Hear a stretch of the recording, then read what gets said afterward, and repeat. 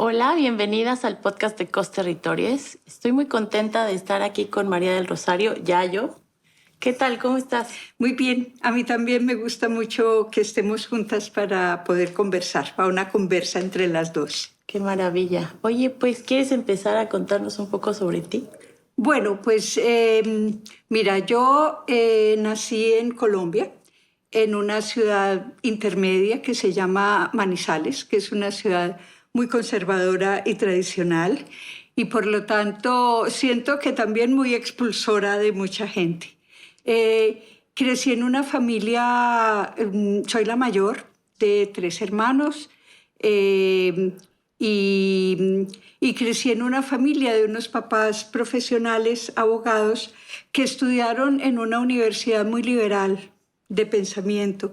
Entonces, sin ser una postura de izquierda, ¿no? Como si llegamos a ser el resto, era un ambiente como muy amplio mentalmente. Y lo otro que siempre admiré es que para mi papá lo fundamental de sus hijas mujeres era que estudiáramos. Entonces, no que supiéramos ni cocinar ni hacer nada, sino que, y era como muy distinto de lo que yo veía en otras familias.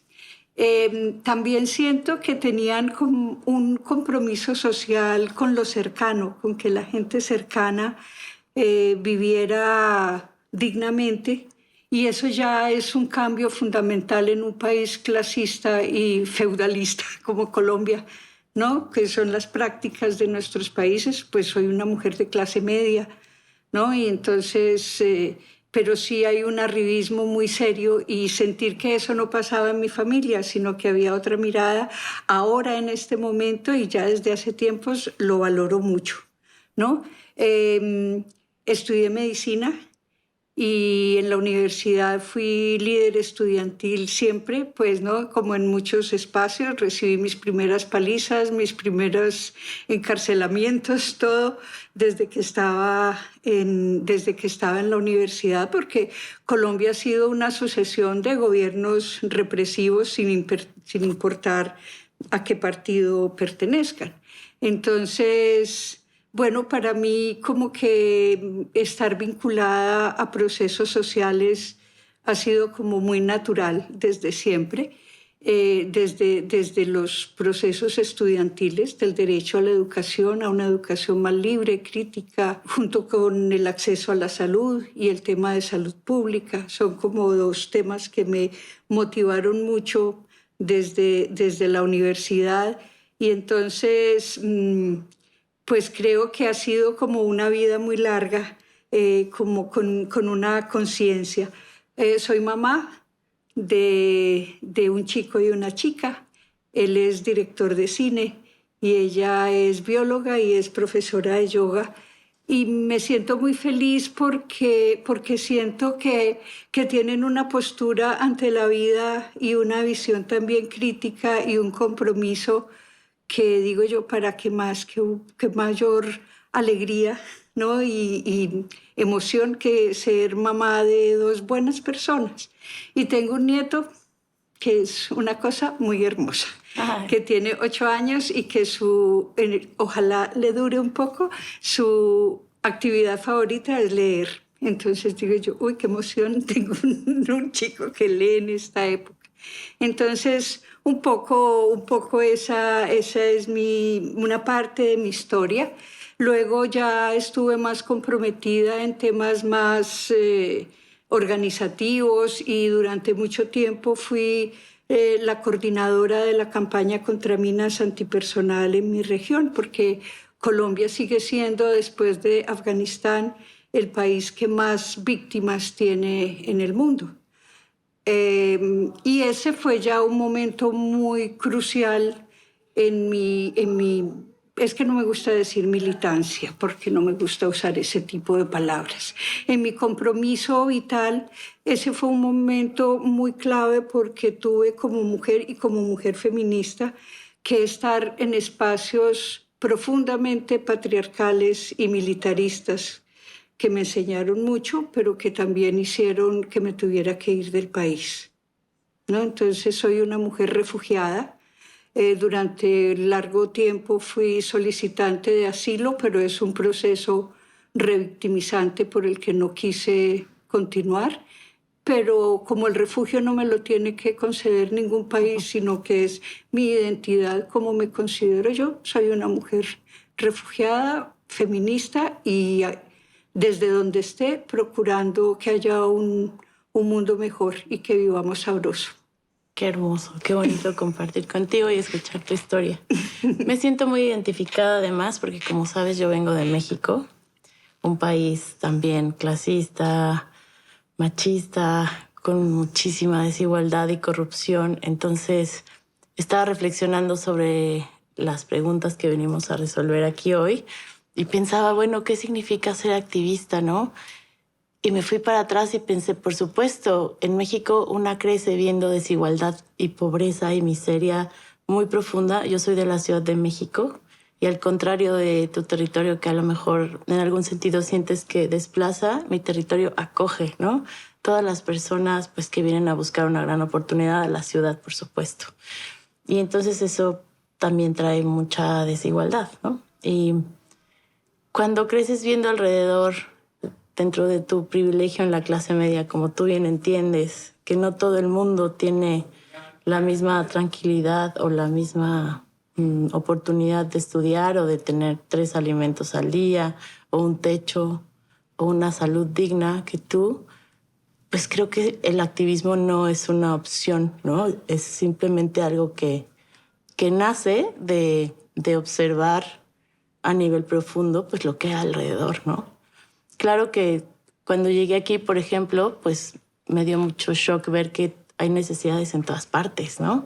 Entonces, bueno, eso a mí me da como mucha fe pensar que es una semilla, ¿no?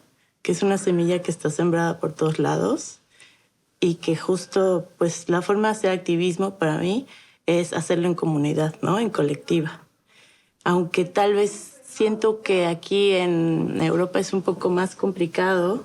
En el contexto en el que yo crecí, pues la comunidad es algo que se da inherentemente, nato, ¿no?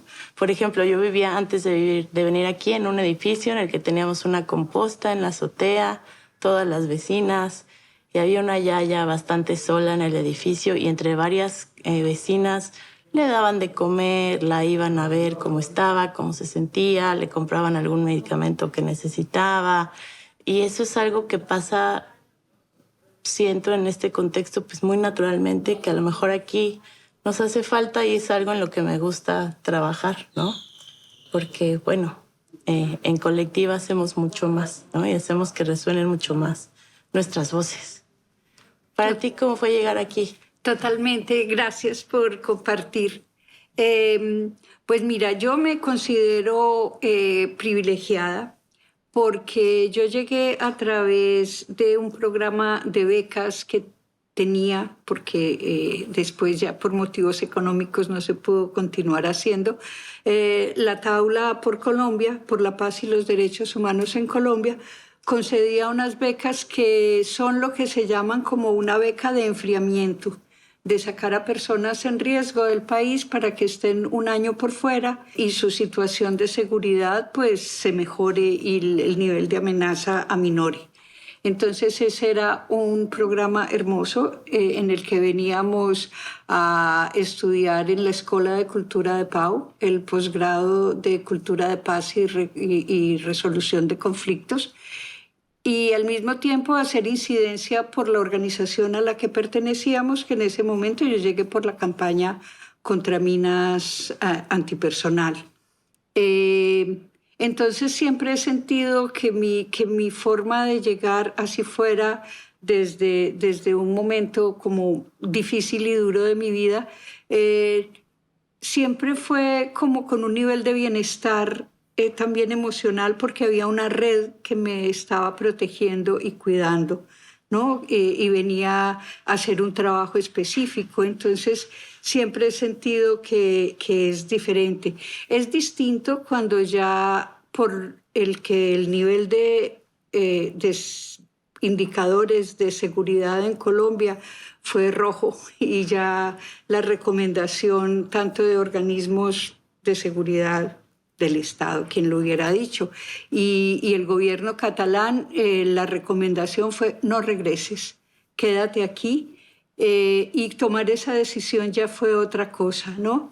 Ya fue otra cosa muy distinta porque yo estaba así un año muy dedicada a un trabajo, a estudiar y siempre con la visión de volver en un año. Mi hija era una chica menor de edad todavía cuando eso, mi hijo ya pues estaba estudiando en Cuba, entonces era como un momento muy, muy álgido, pero ellos dos vinieron para que habláramos, ¿no? Pudimos hacer eso. Y mi hijo dijo una cosa muy contundente que como que ya cambió la mirada, que fue, es que yo prefiero una mamá viva que una mamá muerta. Y entonces, ante eso, pues como que poderme sentir que sí, que más importante era quedarme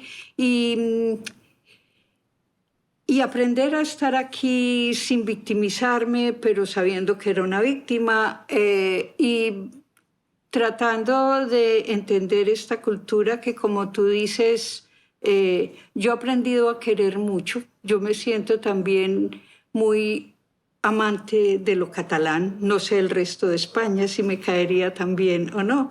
Y con los momentos que corren y con las ideas que pululan tanto.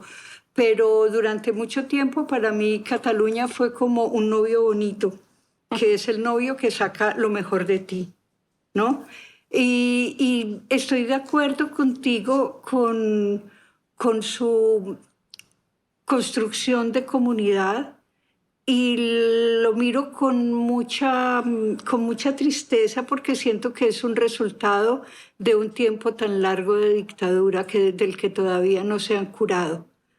Lo peor de la guerra civil y de la dictadura fue la manera como destruyó el tejido social aquí, ¿no? Porque yo sé que en el fondo, ¿no? Que hay en el fondo una necesidad y un deseo, no es sino verlos en fiestas o sino ver las collas en las que se organizan.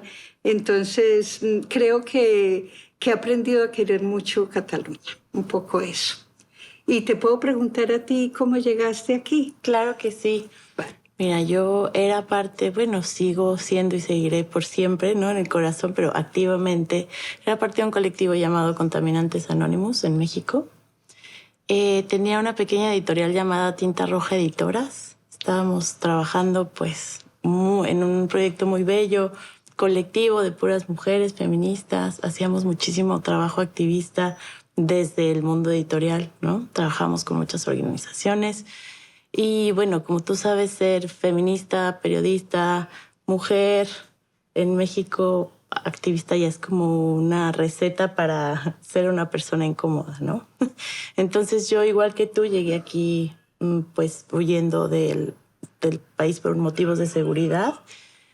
Y llegué aquí, tuve muchísima suerte de encontrar la tabla Permexic y poder acceder al programa también. Y bueno, entiendo perfectamente todo lo que me estás platicando, ¿no? Este proceso de pensar, bueno, me quedo, me voy, ¿qué está pasando aquí? Pero yo creo que dentro de todo lo que hemos vivido, pues llegar así es un enorme regalo, ¿no? Porque claro, la comunidad, el tejido social del que hablamos, pues ya está construido, ¿no? Y es un grupo de personas amorosas que te recibe no solamente desde el activismo del papel, ¿no? No desde la burocracia y sino desde lo humano. Y yo creo que eso es esencial para el mundo que vivimos hoy, ¿no? Y bueno, también claro que me fui enamorando de Cataluña. Me recuerda mucho a mi pueblo. Digo pueblo, vengo de una gran ciudad, pero dentro de la Ciudad de México hay como muchos pequeños pueblos en los que una habita, ¿no? Entonces esta cuestión de que, no, pues es la fiesta del mercado. Digo, wow, ellos son así de mitoteros y fiesteros y animados y alegres, yo me quedo, ¿no? Claro, me siento segura, ¿no? Y creo que una de las cosas que más me impactó al llegar fue eso. Un día salí de fiesta y traía una falda corta y me regresé caminando a casa en la noche y pensé, no estoy mirando mi espalda. Wow. No llegué a mi casa pensando, ay, llegué, ¿no? Qué alegría, estoy viva. Simplemente llegué y abrí la puerta. Y bueno, es que claro, eso es un privilegio que desgraciadamente algo que debería ser un derecho, ¿no? Es un privilegio de vivir aquí. Y pues nada, aquí estamos agradecidas y contentas. Aquí estamos.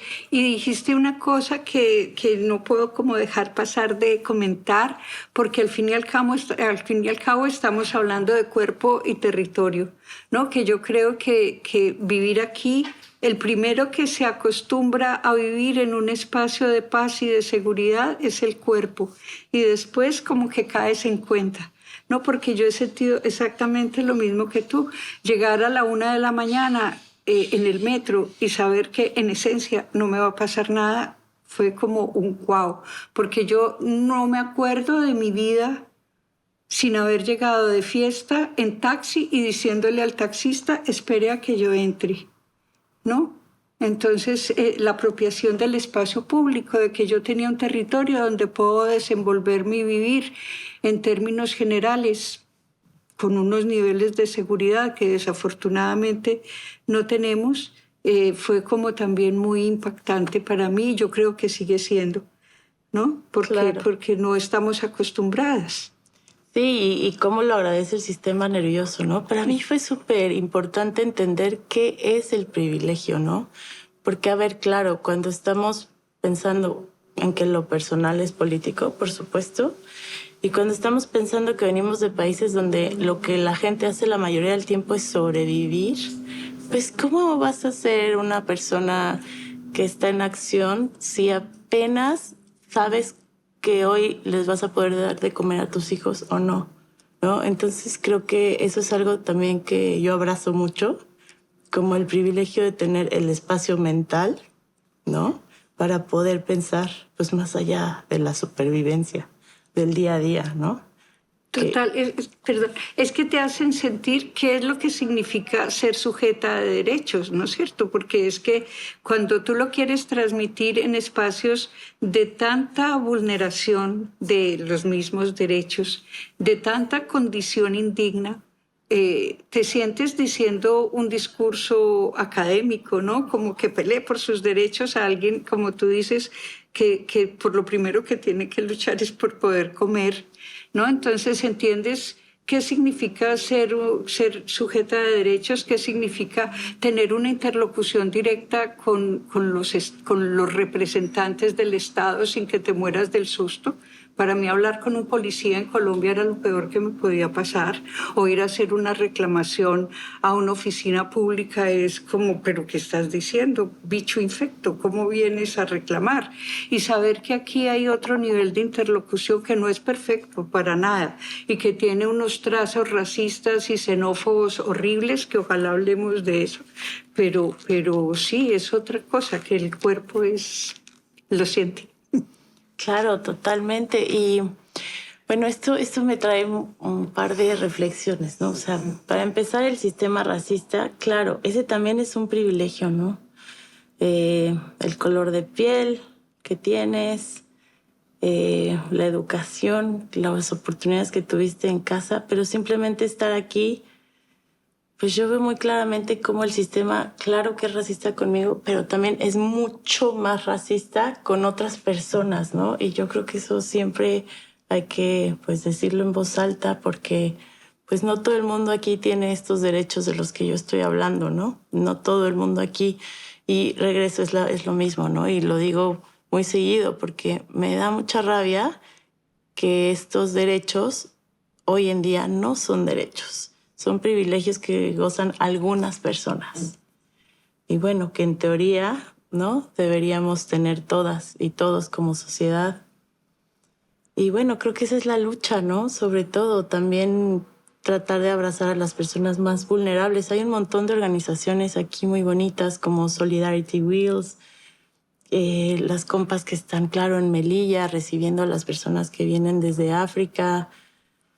Hay muchas luchas que, claro, en este sentido de llegar a Europa y ver el individualismo, pues pensar que todos estos tejidos sociales que ya existen, como la Casa del Suturs, como la Tabla Permexic, pues son lugares a donde puede una acudir a encontrar esta red y también tratar de amplificar las voces, ¿no? Es que mira, yo creo que son muy especiales porque su manera de construir comunidad es a través de las asociaciones.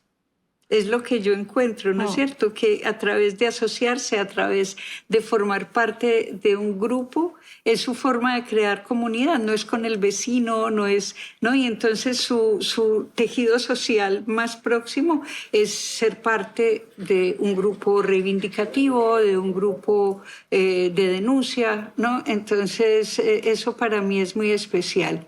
Pero también quería decirte, si dentro de nuestro espacio de privilegios, a mí me sucede en este tema racista y xenófobo que, ¿no? que te lo dicen de otra manera. Me acuerdo recién llegada, una señora me preguntó algo en catalán y le dije, ay, disculpe, no soy de aquí. Me dijo, ay, pero no pareces. Entonces, eso lo he tenido siempre grabado en mí, ¿no? ¿Qué significa no parecer? ¿Cómo tenía que ser? ¿Tenía que estar entaparrado con una pluma en la cabeza? No sé, ¿qué significa algo tan supuestamente un elogio? Y estaba haciendo un insulto horrible en ese, pero no pareces.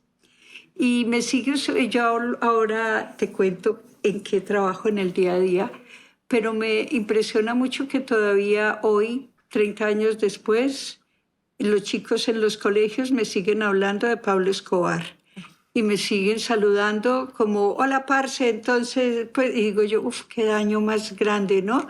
Como, porque no es un parce amable, es un parce, inmediatamente empiezan a hablar de cocaína, inmediatamente empiezan, y uno dice, sí, hay una cantidad de gestos cotidianos en los que esa visión peyorativa del otro está presente, y más si venimos de otras partes, ¿no? Sí, yo lo siento también todo el tiempo, ¿no? Que si el Chapo, que si... Y yo digo, bueno, tenemos tacos, tenemos tequila, por favor, hablemos de lo importante.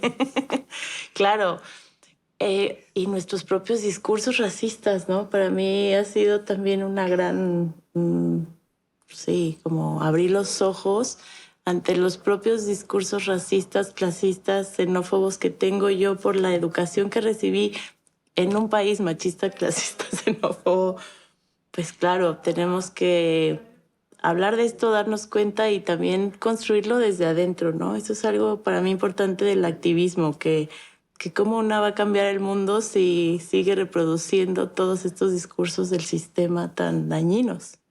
Ay, tan bonita. Porque es que venía precisamente como a comentarte y hablar que mi mayor activismo en este momento, junto con otros, claro, políticos, gremiales casi, feministas, todo, son los cambios culturales. Yo trabajo en educación, ¿no?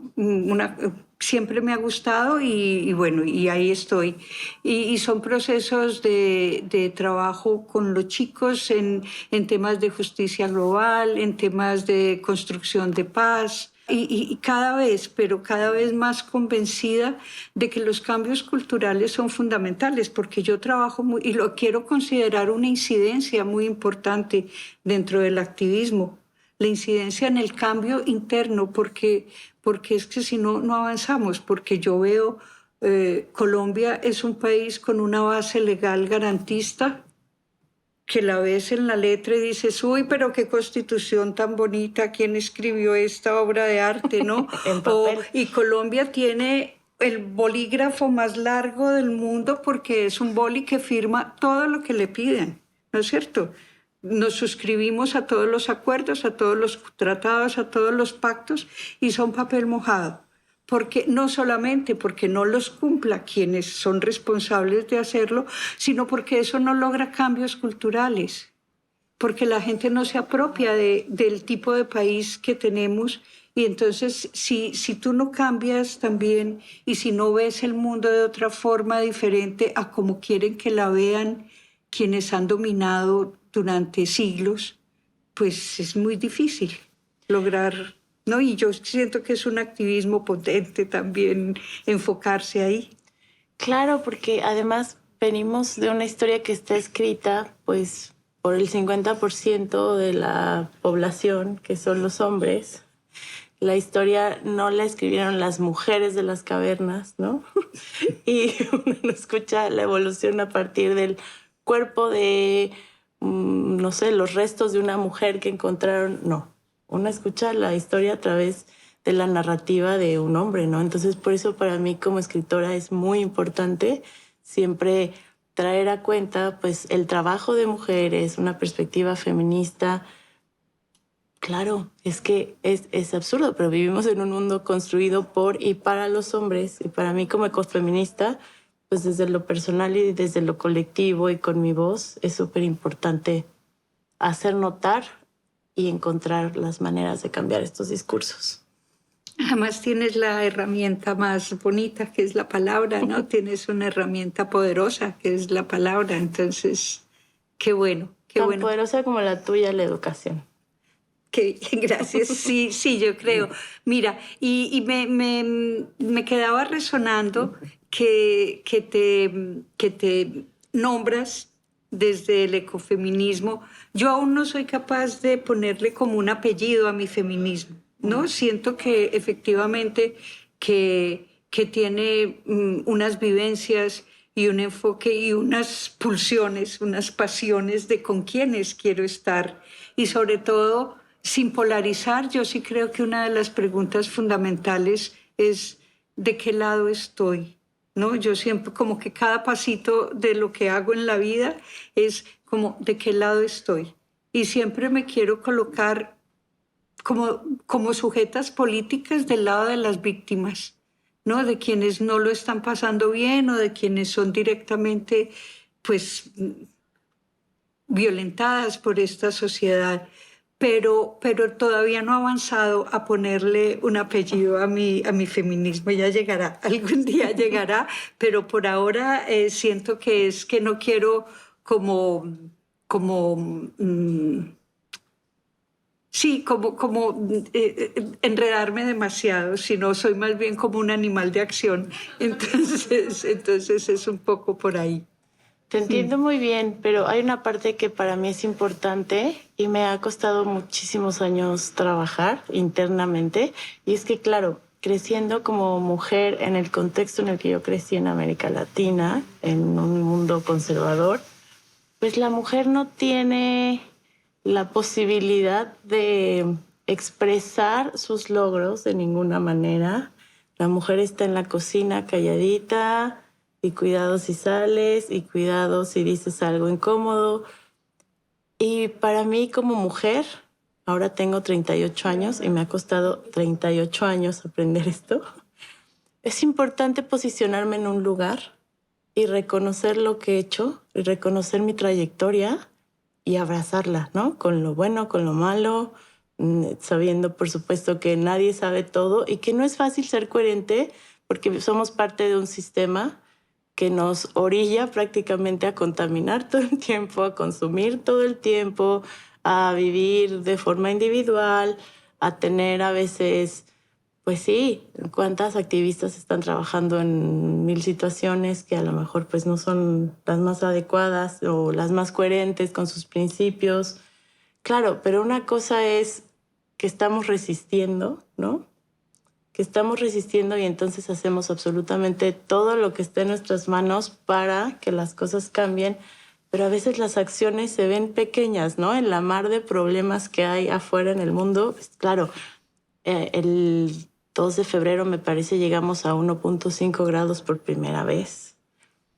Tenemos guerras, tenemos injusticias políticas, sociales, hay una cantidad de luchas que apoyar que no es posible abarcar todo, ¿no? Entonces, por eso para mí es importante nombrar desde dónde me posiciono, porque lo mucho o poco que pueda hacer, pues entiendo que va a ser por ahí y reconocerme, ¿no? Como persona, como dices, víctima, claro, pero también un poco más allá de la víctima, ¿no? Porque no nos quedamos a martirizarnos en nuestro país, ¿no? Y pues decidimos venir aquí y creo que es muy importante, pues sin perder la esperanza, ¿no? Ahí dijiste, mira, varias palabras súper inspiradoras para mí, que me gusta mucho, y mirar que los dos tenemos los ojos brillantitos, ¿no?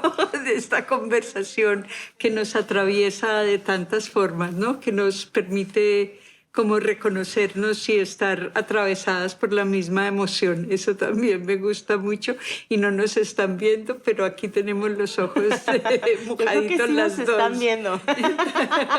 O lo están Mira, intuyendo, o lo intuyen de lo profundo que nos estamos conociendo y compartiendo. Pero mira, como varias palabras que me quedan resonando mucho, una es como la resistencia, y aprendo mucho como de los pueblos indígenas que siempre que tienen una frase que es como contundente, y más en un país en donde nos han enseñado a odiar lo que es diferente, ¿no?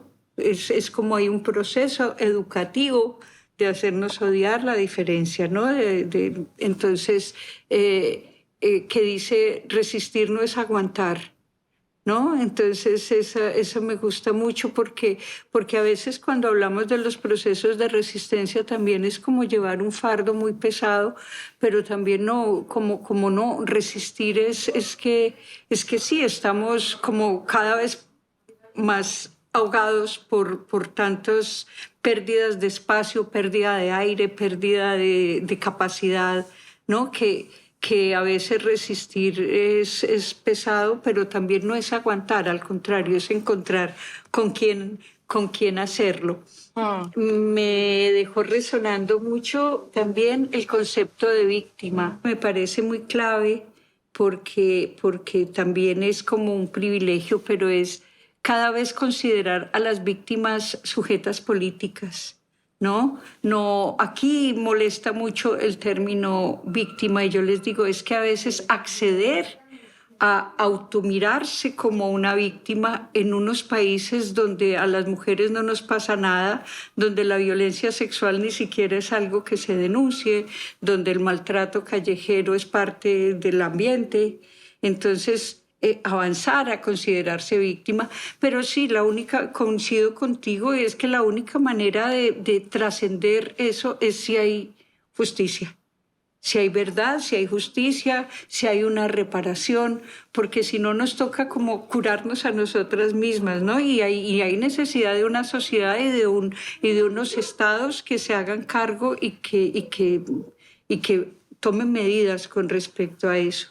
Y la otra palabra que usaste tan bonita es la de esperanza. Y yo escuché hace poco algo que me gustó mucho, que resumiendo era como que la violencia, la guerra, las guerras hacen mucho ruido, pero la paz también. Lo que pasa es que no dejamos que se escuche esa voz, y que deberíamos construir geografías de la esperanza. Y esa palabra me pareció hermosísima, porque yo siento que nosotras trabajamos construyendo geografías de la esperanza, ¿no? ¿Qué haces, por ejemplo, aquí?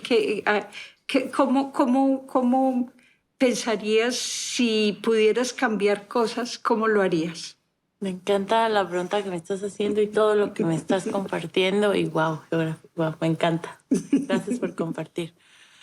Pues mira, a veces entendiendo todo lo que está ocurriendo en el mundo que ya mencioné, pero bueno, además, ¿no? Es que los problemas son interminables, ¿no? Una sequía, los combustibles fósiles, el machismo. Es que podríamos pasar, yo creo, 40 minutos simplemente nombrando lo que ocurre en el mundo y sería poco, ¿no? A veces me quedo muy atrapada en el no es suficiente lo que estoy haciendo, ¿no? Y entonces esa ha sido una deconstrucción importante también para mí. Entender que desde lo poco que yo pueda hacer como un granito de arena en la playa, ¿no? Pues ya es un cambio, ¿no? Cualquier cosa que yo pueda deconstruir, desde el simple hecho de venir aquí a vulnerarme contigo y ver unos brazos abiertos que me reciben, ¿no? Eso es un cambio. Eso es decir, somos seres sentipensantes. Eso es decir, pasan las cosas que pasan en nuestros países, no nos vamos a quedar calladas, ¿no? Y eso es decir, estamos juntas, estamos unidas, estamos fuertes, ¿no? Y bueno, desde ahí parte todo. Cualquier cosita que yo pueda hacer, desde sonreírle en la calle a una persona que está pidiendo dinero, a lo mejor darle algo y no ignorar su existencia, como hace la mayoría de las personas, ¿no? El hecho de reconocernos como humanas, el hecho de posicionarnos desde nuestras luchas y el hecho de intentar hacer eco de que las pequeñas acciones sí que pesan, ¿no? Porque vivimos en un mundo que aplaude. Yo ahorita esta es una cosa tal vez muy mexicana. Miramos mucho hacia Estados Unidos, ¿no? Entonces, este fin de semana es el Super Bowl. Y está esta gran como presencia mediática de Taylor Swift, ¿no? Que es la novia del quarterback de uno de los equipos y que entonces va a viajar desde Japón a ver al hombre y la gente está vuelta loca porque si llega Taylor Swift, no sé qué. Y digo, wow, estamos adorando a una de las personas que tienen un mayor impacto de carbono en el mundo, ¿no? Y esos son los héroes de hoy, las heroínas y las personas que llevan las banderas de cómo debemos comportarnos según las redes sociales. Entonces, alejarnos de eso creo que es el primer paso, ¿no? Entender el verdadero valor que tienen nuestras acciones y el impacto que tiene lo que hacemos. ¿Qué traemos puesto? ¿Dónde tiro la basura? ¿Por qué la genero? ¿Qué estoy eligiendo a la hora de comprar? ¿Dónde estoy poniendo mi dinero? ¿Dónde estoy poniendo mi voto? ¿Dónde estoy poniendo mis palabras? ¿Y a quién se las comparto? ¿Y cómo resuenan, no? Es como cuando tiras una moneda en un lago, ¿no? Puedes ver los ecos.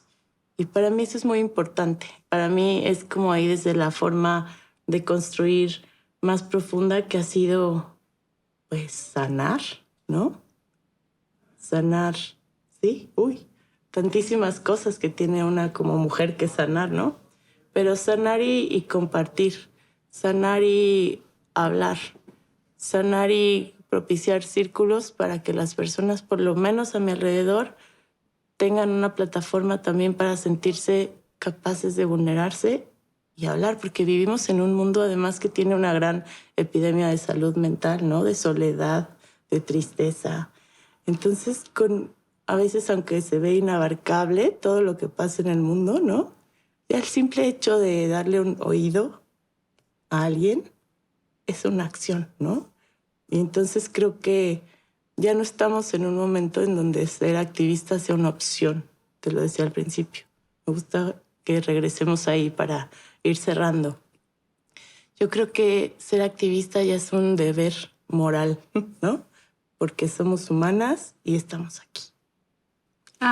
Mira, te quiero confesar que cuando me invitaron iba a venir, yo decía, ay, qué susto con una chica como tan potente, Ay. ¿no? Como a ver cómo nos va, porque sí, yo he gritado mucho y he estado, y sigo gritando, y he estado en muchos espacios de incidencia política y quiero estar en ellos. No quiero dejar eso, pero siento que mi mayor activismo soy yo, porque ¿de qué vale que tenga un discurso el más bien elaborado si cuando salga allí me voy a Zara a comprar mi ropa ya? ¿No es cierto? No quiero eso. Y a propósito, yo creo que es de las cosas más difíciles que me pasa, es vivir en un espacio tan consumista y seguir siendo yo. No caer ante esos cantos de sirena tan potentes que nos rodean, ¿no? Como todo el tiempo bombardeándote con un nivel de vida que parece que sería lo que deberías llegar, pero que de verdad no te importa. Entonces mi mayor activismo soy yo. Eso que tú dices, ser consecuente con cómo pienso y cómo trato a los demás, porque eso me parece que es de las mayores rupturas del patriarcado, ¿no? Que nos divide y que nos vuelve seres dobles, triples, con las consecuencias que tiene para la salud mental. Entonces siento que es eso, que lo que yo le transmita a mi nieto sea de verdad en lo que yo creo y que cuando se acuerde de mí diga, esto viene porque mi familia cree en esto. y así hemos logrado cambiar este pedacito de mundo que nos toca alrededor.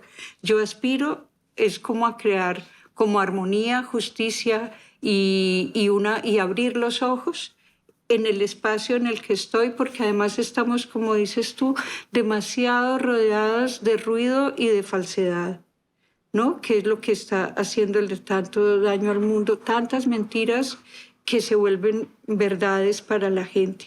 A los chicos en los colegios les digo, miren, vengo a abrirles ventanas. Yo que quisiera que hicieran que fueran influencers para la paz, que sean influencers para la justicia, que ya que tienen acceso a una cantidad de información que hace 5 años los chicos no tenían, hace 10 años menos, pues que su vida no se les vaya viendo cuánto le miden las uñas a Rosalía.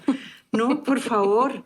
No, hagamos, entonces un poco eso es, ahí estoy y que lo que yo hago vaya teniendo lo que tú dices, sea tirar piedritas en un charquito, después en un laguito más grande, pero eso.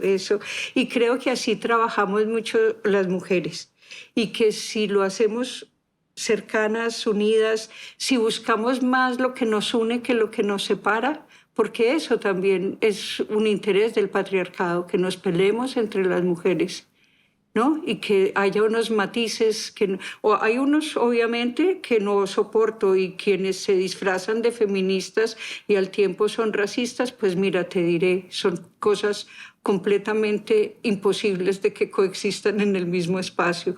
Pero ya otros matices, yo quiero estar cerca de las mujeres y no dejar que nos separen, ¿no? Como hicimos nosotras dos, que estuvimos tan contentas en esta charla, en esta conversa, uniendo territorios aquí, Bella. Muchas gracias, Bella. Del Bella. cuerpo a lo político y bueno, eso, la sororidad, que la sororidad nos haga más fuertes. Exacto. Gracias hermosa. Qué gusto conocerte. Lo mismo, belleza. Gracias.